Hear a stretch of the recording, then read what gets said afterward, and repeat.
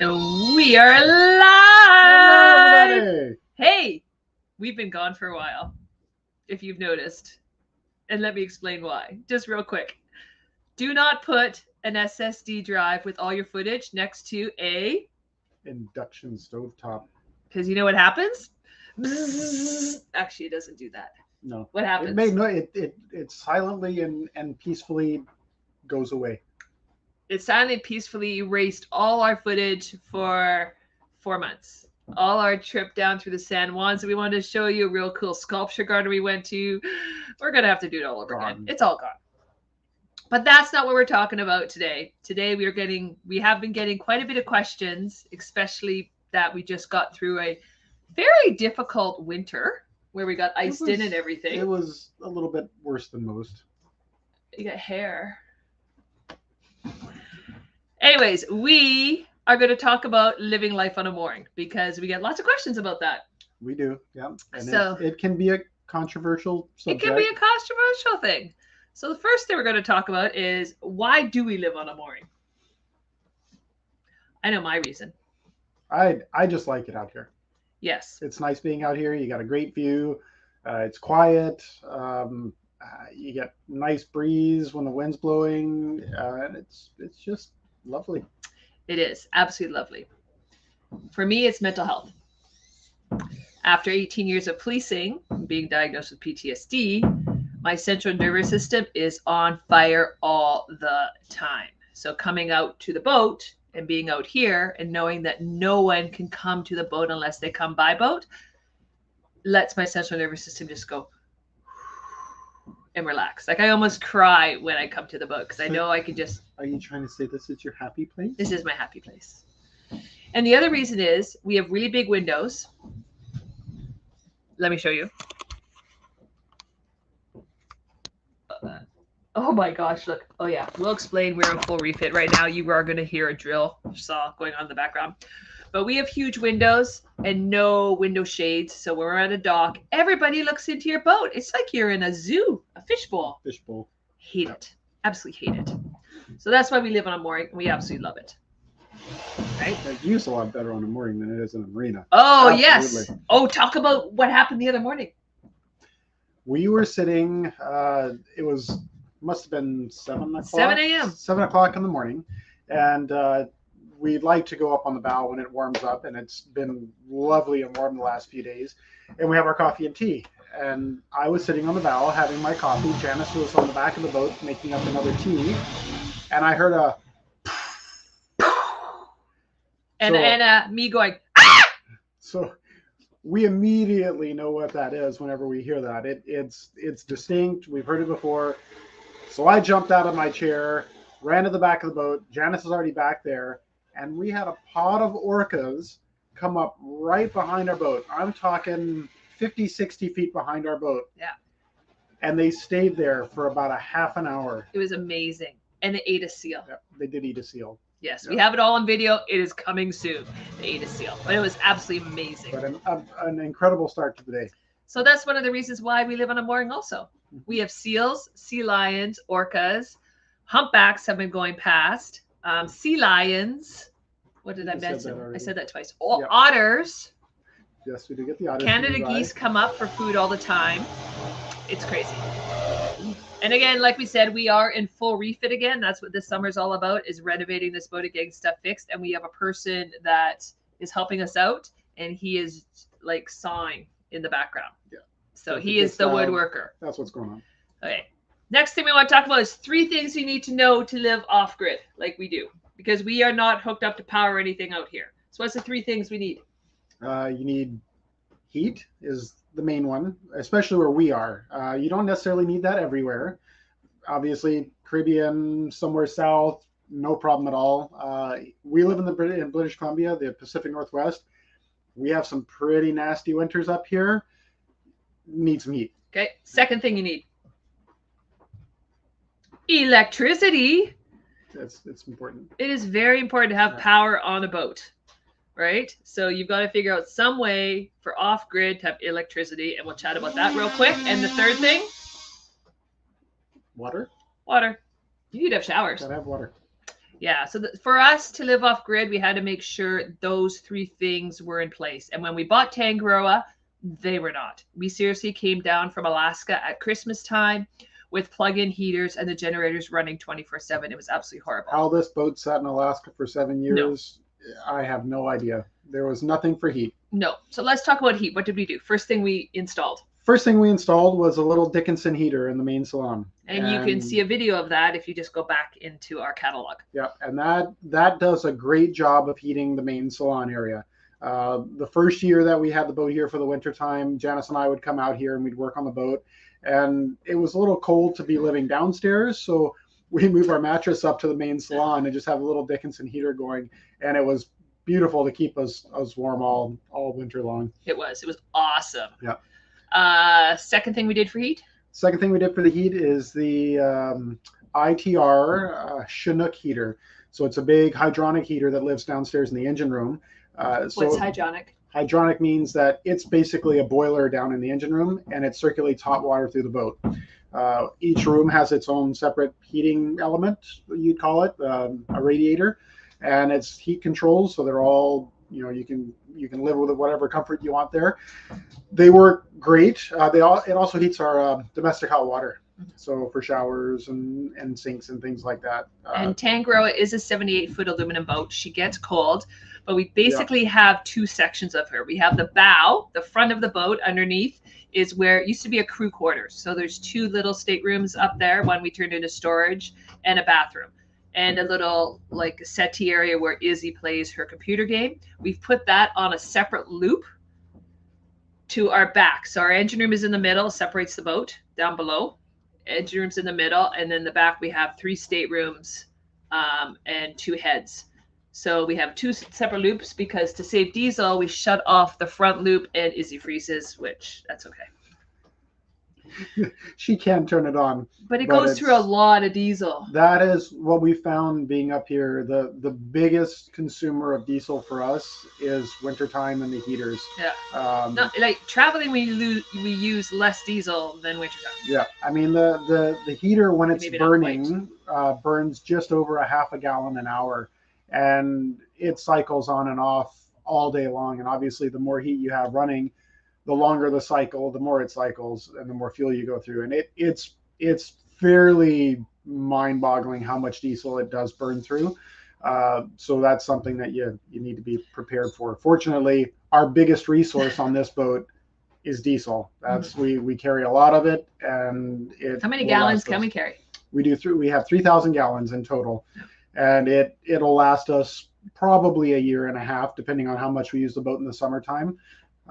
But I'd say we probably burn through probably a third of that in the winter time. Yeah. It's cold. It doesn't help that we have huge windows that aren't insulated or anything like that. We're working on all that. So yeah, quite honestly, all the insulation on this boat is we're replacing it all right now. What else was I going to say? I forgot it. I don't know. Something about the heater? Whew, brain fart. Diesel gone. Yeah. I can't remember. Yeah, so that one keeps us nice and warm. I remember. Go to the video in the back catalog where we get frozen in and almost miss Christmas. We were down to 50 gallons of diesel, and one of the reasons we actually left on board Tangaroa for Christmas and went to shore is because we didn't think we could keep the diesel or the heaters going enough for us to have enough diesel still to get to a diesel station. Yes. We were running out. It was a bit... Yeah. So now we've learned something new this winter that's been brilliant and saved us quite a bit of money in diesel. Heating blankets. Oh, I forgot about that. We love our heating blankets. They are brilliant. Yeah. We've got a very large lithium bank on board. Lots we'll talk of about that energy stored there. Well, yeah, but we can run electric heating blankets, and that's been amazing having the electric heating blankets. We don't even run our heater in the wintertime in our bedroom. We just turn on the heating blankets about 20 minutes before we go to bed. We rock, paper, scissors on who's going to run downstairs to turn on the heating blankets. And somebody runs down. We turn them on separate because I like it really hot. He gets a bit overheated. So we turn on our heating blankets about 20 minutes before bed. You just crawl and you're just like, oh. That's one of those best investments that we've ever And thank made. you to Blaine's parents for introducing us to that. Yeah, It was amazing. So, second thing you need when you're living on a mooring, which is really important, is electricity. Now, Yeah. this was a big priority for us. Oh, by the way, Blaine kind of has done all these installs, and he built our electrical system. It is not a buy in a box electrical system. So we have 6 solar panels, soon to get 3 more. 4 more. Anyways, we're going to have our whole roof covered in solar panels. And how many watts are we pulling altogether? Currently, we're 2,400 watts. Yeah. So come about May right now, we haven't had to run our generator. We won't have to run it again up here in the Pacific Northwest to about October. We'll have to start running our generator again for about half an hour to an hour each day. But all that wattage and all that sun's power goes into a lithium battery bank, all managed by Victron that Blaine built, my smart little hubby here who loves installing solar and installing battery banks. And tell us about your battery bank. Come on, brag. It's It's a friggin' amazing. It's I guess what would it be considered would be a DIY bank, a do-it-yourself bank. We didn't buy pre-made batteries like what you see available in the marketplace today. Like, give an example. What's the name? The cells that we use No. What's the example of a pre-made? Well, Victron makes some, Dakota makes some, Renogy, I think, is another company that makes them, that have built-in battery management systems on them.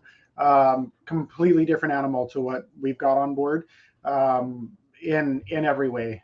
We've got 56 cells that are individual bare cells. Little lithium batteries like this. Yeah, and they're from a company called CALB, China Aviation Lithium Battery, and they're very common, and they're very well known in the world of lithium. So anyway, the management system that I've got built, it handles everything on that battery bank. It does all of my low voltage, high voltage shutdowns. It does my charge tapering. It does, you name it. It controls all of my charging devices on or off. And it can handle whatever amperage you want to throw at it. We crank the engines off of it. It doesn't even feel it. They're phenomenal. It's probably about as safe as you can get with a battery bank on a boat. They are very smart, and it's got warnings for when it's going to shut down per ABYC. And yeah, works like a hot darn. So on it, we run, and you guys are probably asking, like, well, what does it operate? How long does that last? Well, we run a full stove, like induction stove top with 5 elements. We have an oven I can run at no problem. We have 2 refrigerators, one being a big apartment size one. You can see right there behind Blaine. We're sitting in the galley right now. We have a small drinks refrigerator on the back deck that runs all the time. And then, for example, today we were boat work.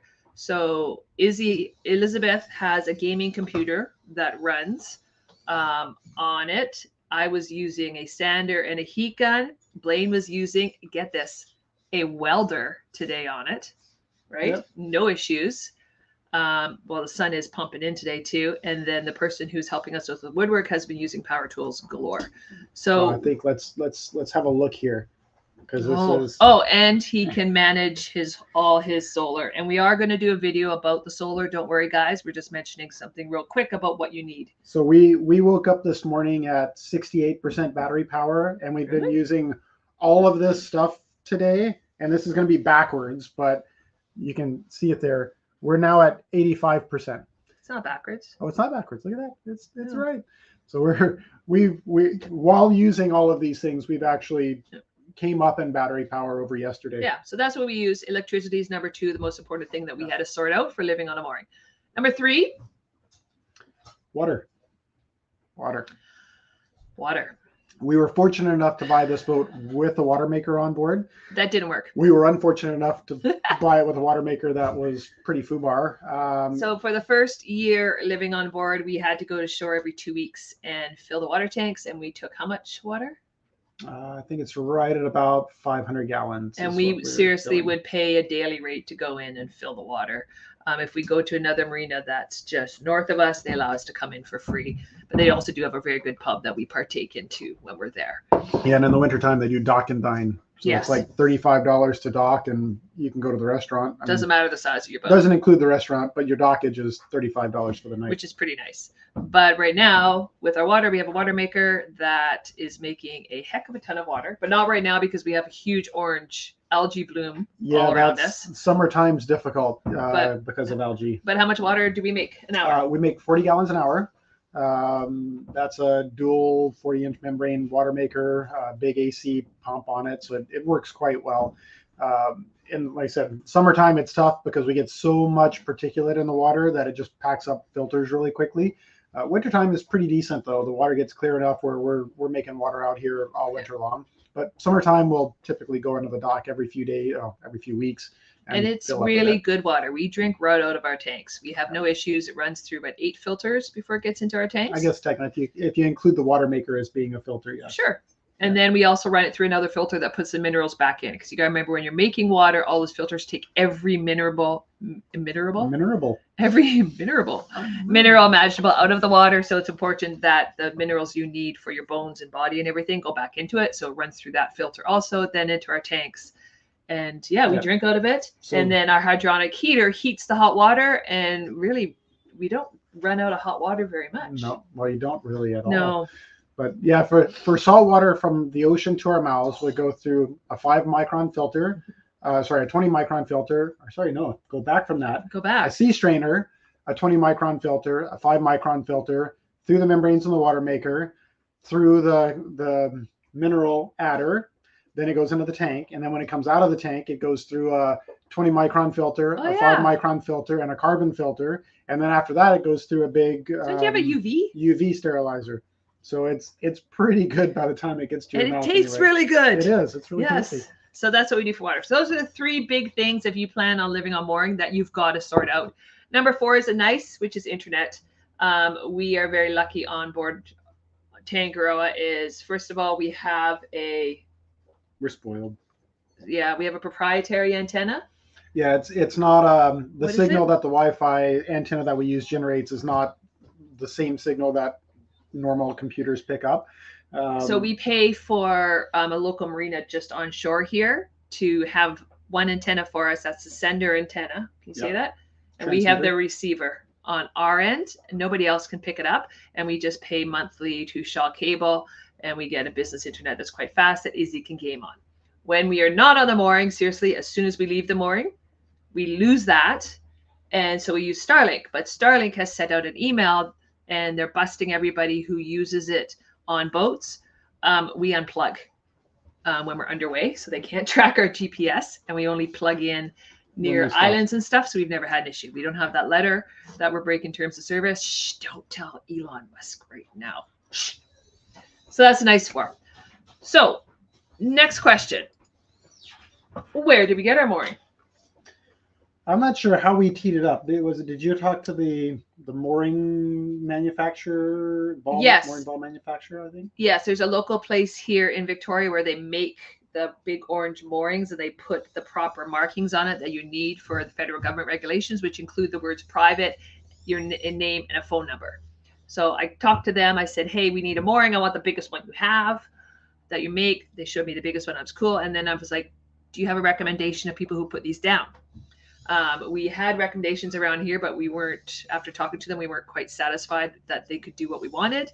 The biggest thing was to make sure our mooring was put in a way that we could sleep at night, which is really important to us. Working on boats and stressing when the wind comes up, when you're anchored, I wanted something that I didn't have to think about it when the wind came up. So the gentleman who put it down, do you remember his name? I don't know. I used to call him Santa Claus. He was amazing. Unfortunately, he's passed away. But after he put our mooring down, he said that you could put a BC ferry on it. And Blaine, I'll let you talk about. Oh, first of all, let's go back. Moorings in British Columbia are a huge topic of contention, bone of contention. What happens is there's too many jurisdictions that own the water around here. So provincial owns the seabed, federal owns the water, and the municipal operates above the water.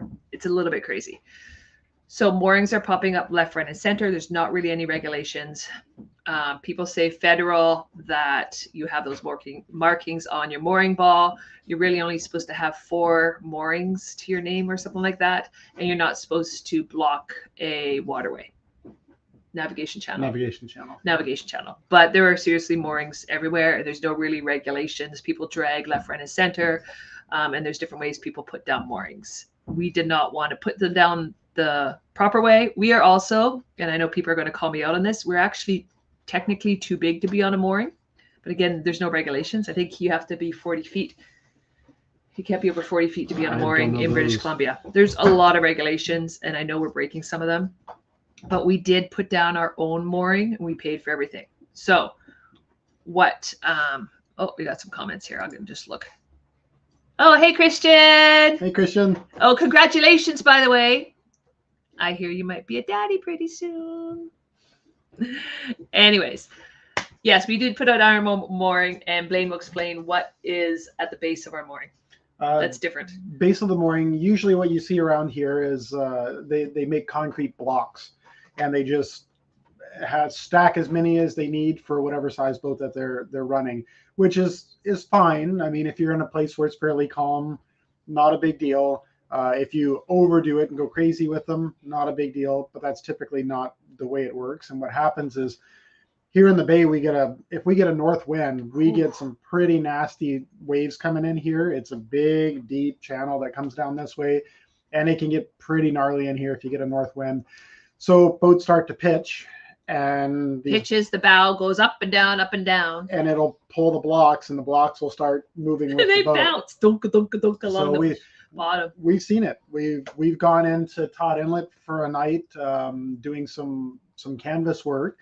Didn't even realize it was supposed to be stormy that night. Came out the next day, and the mooring field looked different. Boats had moved.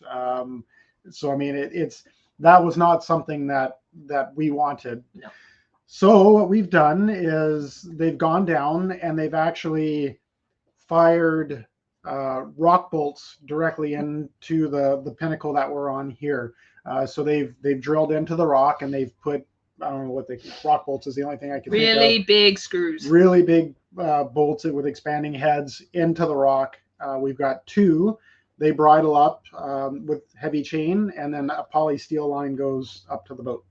And then it splits off to 2 1-inch. We have no worries of us dragging. We have people that raft up to us all the time. We have probably the most solid mooring out here. And we have an on-off mooring. Ours doesn't drag. Either we're here or we're broken loose and going somewhere. Yeah. It won't drag. Exactly. The cost of the mooring was about $10,000, and this was almost 3 years ago. Is it that much? I don't know. I thought it was closer to between $8,000 to $10,000. It was 3 years ago. Worth every penny for us to sleep and not have to worry about dragging. It was $10,000 in today money. Sure. It was $8,000 3 years ago. And we do technically own it. So when we leave and if we leave, we could rent it out or we could sell it. Yeah. It would probably resell for about $5,000. Ones on cement blocks sell for about $3,000, $4,000 around here. Okay. Let's talk about the logistics of living on a mooring, because people always ask this too. It's like, well, how do you guys get back and forth, and what do you do? We just have more cars. We do. You technically we have 4 cars. Yeah. Technically. So we have 2 being floatable. Yeah, we have 2 tenders. I used to live on board a boat when I was young with my parents, and in St. Thomas. We learned that having 2 tenders was a good thing. We have 4 people, my brother and I, and my mother and father living on board. So 4 tenders worked out really well, because there's always a tender at shore, or there's always somebody on board that can come pick you up. But you don't have to be picking people up all the time. And we say tenders. Tenders are dinghies, small little boats, inflatables that get you back and forth to your boat. Yep. And it works out pretty brilliantly. We rent 2 slips at a local marina here. That lets us park our cars there as well. So we've got the 2 cars there, Janice and mine, and the 2 tenders that we dock. And they have garbage and recycling there too, which really helps us out. They do. Like, for example, Izzy works at a local tourist attraction here called Bushar Gardens. She had to go to work this morning really early at 6:30 a.m. Like, it was painful. So all she did was she woke up, she grabbed a dinghy where she works, has a dock. So she actually just takes the dinghy to shore, docks it, and walks to work right there. It's like brilliant. So we operate 2 dinghies. We did the same thing when Josh lived on board and he worked at a local pub that he could take the dinghy back and forth to work. I did that when I was growing up on It's boats. perfect. Yeah, Yes. It's excellent. Yep. I don't have to be Uber. Nope. Uber mom. So, and then the other thing people ask us is, what about the weather? The weather's the weather. We've had some crappy storms. We've had lots of snow. Yeah, there's not much you can do about it. The fortunate bit is we moved onto the boat in the summertime, and when you have months to acclimatize to it, you don't really. By the time you get into full winter and when it gets really nasty, you've gotten used to it. We've got all of our foul weather gear on board. If it's nasty enough, we just layer up and off we go. Yeah, and it's it's not bad, is it? No, it's not. No. What was I going to say? Which two? I think the rain is the worst. I have sometimes wanted an enclosed dinghy, but it's just not worth it. We just, again, full foul weather gear, and you just go. And sometimes you look outside and you're like, I'm not going anywhere today. I think it's the light rain that's the worst, because it's so light that you wake up in the morning, you're like, oh yeah, it's not too bad. So you don't put your foul weather gear on, and you get halfway into the dock and it starts to rain hard and you get wet. Yeah. Or you get into the dock and you don't have your foul weather gear, and when you come home in the evening, it's raining hard and you get wet. But really, you just get used to it. And bad. then the waves and storms, we get some wicked storms sometimes coming through here with some good wind. They're almost like willowaws coming around the point. But because we're on a mooring, it's actually a little bit better because we spin and you're always facing into the wind. Yeah. Right, which is great. Our worst time is when we had a big storm or wind coming down from the north and the waves are coming in, and then the wind switches. So we'll be pointing and we'll be getting the waves broadside, and that just gets really uncomfortable. If it gets that bad. That's usually when it's coming from the east. Yeah. If it gets that bad, we just drop mooring. We're very lucky to have a very protective cove right next to us, and we pop into Todd Inlet right there. Yeah. Yeah. Yeah. If it's coming from the northeast, what'll end up happening is we kind of point toward the town that we're next to. Mm-hmm. So we'll be beamed to the bay. The side too. For whatever the reason, the dynamics of it, the waves wrap around the point and they run right down the bay, and you just get tank slappers all day, just back and forth, and it's just so uncomfortable. And we just. So do we regret living on a mooring? Absolutely not. Never. Absolutely love living on mooring. Can't wait to get going, which is the next question for people are asking. Oh, one thing though, we do still have a house on shore. We do. And that is always an option. If whatever should happen, we do have that available to us. Not everybody is going to have that when they move on to boats, but we've got my son lives in the house right now, and if I'm not getting off work, need to have a shower, I'll go by the house and have a shower. Visit Josh and have a shower. Yeah, we do have. We don't sleep there. I don't enjoy it personally. I like being out on the boat, but we do have that house as a backup, that if this boating ever goes awry or anything, we do have a home base to come back home to. Mm-hmm. I know a lot of people sell their house and sell everything to go onto a boat. We would choose instead to keep the house and maybe rent it out. We'll see what happens. Victoria, but it is so expensive. It is also a revenue stream. Yep. It's right. Even with our son living there, he still pays rent. So the problem isn't so much selling the house, it's buying another one if you have to buy another one later, because the housing market in Victoria is ridiculous. Ridiculous. But then people are asking with our YouTube channel, because we haven't been posting recently, is now what? Well, I can let you guys know what happened there is, again, lost all the footage. Sorry, guys. We are gaining a lot of footage. This summer is refit summer. Flurry of activity. Huge renovations. Guys, we have no wheelhouse right now. It's absolutely ripped apart. We are seriously sitting on mooring without a steering wheel, ship's wheel, without an anchor windlass, because Blaine and I sat there on the deck one night and looked at it and went, let's rip that apart. And we ripped it apart. And without, what? For reasons. It's horrible. You'll see. You have to watch YouTube to watch. And without, what was the other thing? We don't even have don't have the engine controls. I feel like I'm playing the drums. We don't even have our engine controls right now. Shifter throttles. Yeah, so we got nothing. No, but hopefully engine throttles are back up tomorrow. So this summer is all about boat refit. We got lots of cool videos coming out, I promise you. Wintertime Izzy's in school, right? She's going into grade 11 this winter. So we'll be sitting on the mooring and still getting the boat ready. We are also coming out of the water for quite a while because time for new engines. The new engines are going in. We have been marinizing them and working our butts off. They're beautiful red and everything. And now for the moment I've all been waiting for. What?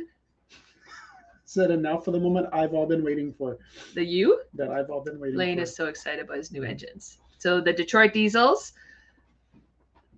Stella and Porsche 1.0 are heading out, and Stella and Porsche 2.0 are coming in. So we're going to be out of the water in Steveston for about, I think, a long time. Did you say coming in? Like Cummins? Cummins. Okay, coming. No, that's not where I was going with that. I was going on a wordplay, not that wordplay. My gosh. You're so dirty. The new Cummins engines will be going. I can't even say that word now. You've wrecked it for me. I didn't wreck. You wrecked it for you. Yes, so that's this winter. And then next summer, we're going to, for a shakedown cruise, circumnavigating Vancouver Island with my sister and her husband on their boat. So it's going to be awesome. We're going to have lots of cool places to go to. But yes, that's shakedown cruise. Next summer is around Vancouver Island. And we've got one more year with Izzy in grade 12 to get the boat, the last little things, provisioning, all that kind of stuff. One more winter. What are we going to do on that winter? And then guess what? Finish everything this year. And then guess what? Tell me. We're leaving, guys. We are out. We are dropping this mooring, and we are heading not south. We're going north. The other way. So Blaine and I've sailed around the world around the south area. Blaine's done a lot of the South Caribbean and everything like that. And we've done French Polynesia. We have not done Asia. So we, being on a powerboat, have to get over to Asia. Now, you could go via Hawaii, but it's a long haul with diesel. So we are going north. We're going to go up through Alaska. We really want to see the Aleutians and go to Adak. If you want to see, there's a very cool show about treasure hunting, a pirate treasure in Adak. So we're going to go to Adak. We're going to check out lots of little ghost towns on the way. Then we're going to pop across, hopefully to Siberia. Next year, I have to start working on visas to get onto the Kamchatka Peninsula through the Kamchatka Yacht Club. It is doable. We also have the dog on board, Maggie. So we do have to start getting that process in play also to get her into the countries, especially Japan. It takes 6 months to get a dog into Japan. Yeah, 180 days. 180 days of rabies shots and everything like that. So from Kamchatka down to Japan, we're hopefully going to spend maybe winter in Japan. I think do a while 6 months less a day we're allowed. And then we're heading down south and we're getting into the warmth. It's time to get into Vietnam, Indonesia, Philippines, and cruise around there. So that's the plan. That's our 2-year plan right now. We just got to wait for Izzy to graduate. She is going to come with us for the first year. At least that's her plan now. But you know what? Things change. University, college boys. Who knows what is going to happen? This isn't a 2-year plan like it's over in 2 years. That's just as far as we planned so far. Who knows where we're going to be? But we are going to get some amazing video because I want to go to the island of Yap. Yep.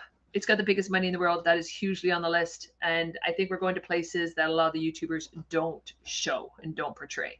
So I'm excited for that. There's some really cool places up through Alaska, towns and stuff that are old mining towns that are ghost towns. Lots of different adventures we're going to go on. And it's just going to be really cool. So we're going really off the grid. So guys, that's what we're up to. This is what life is like on a mooring right now. We have 2 more years on our mooring, and then we are out of here. Yep. We don't know whether we're going to sell it or not. We're on schedule, more or less. We are totally on schedule. So keep subscribing. We love you guys. Definitely hit that subscribe for more videos. You will start seeing the videos about this refit coming out. I've also been busy. We launched Live Your Life Adventure Challenge. I would love you to check out that too. And my own channel, which is called Life Over 50 with Janice. Anything else you want to say? I think you got it covered. Don't say the word Cummins. Nope. That's a horrible word now. Anyways, love you guys all. Bye, guys.